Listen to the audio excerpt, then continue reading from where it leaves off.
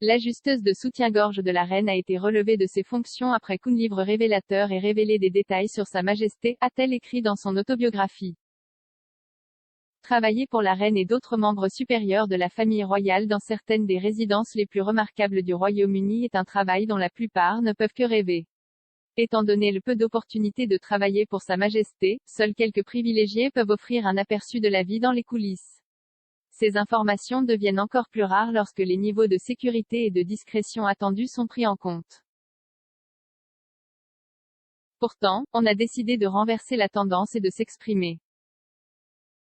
L'ancienne ajusteuse de soutien-gorge de la reine, June Kenton, travaillait pour Rigby et Pelley, une entreprise de sous-vêtements de luxe. Il détenait le mandat royal depuis 1960.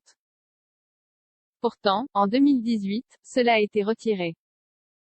Madame Kenton, qui avait personnellement ajusté des soutiens-gorge pour Sa Majesté, a publié son autobiographie, Storm in a Teacup, en mars 2017. Elle a écrit sur l'ajustement de soutien-gorge pour une reine à moitié vêtue, révélant une histoire du monarque à moitié nu devant son corgis bien-aimé. En moins d'un an, le mandat de Rigby et Pelley avait été annulé. Une déclaration de la société à l'époque a déclaré qu'elle était profondément attristée par la décision, mais qu'elle n'était pas en mesure d'élaborer davantage sur l'annulation par respect pour Sa Majesté la Reine et la Royal Warrant Holders Association. Buckingham Palace a refusé de commenter les entreprises individuelles. Madame Kenton avait fréquemment visité le palais de Buckingham en tant que corsetière officielle de la reine, ainsi que plusieurs autres membres de la famille royale, dont la princesse Margaret et la reine-mère. Son livre a révélé des décennies de secrets et fait référence à l'entrée minable du sous-sol du palais de Buckingham. Peu de temps après la sortie de son autobiographie, on lui a dit que le palais n'aimait pas le livre. Elle a déclaré à la BBC, « Je suis très triste que Buckingham Palace se soit opposé à l'histoire, c'est une histoire gentille et douce sur ce qui s'est passé dans ma vie. Je n'ai jamais dit que j'y suis allée, pas ce qui s'est passé. Je n'ai jamais parlé de ce que je fais là-bas avec elle, ou la reine-mère ou la princesse Margaret.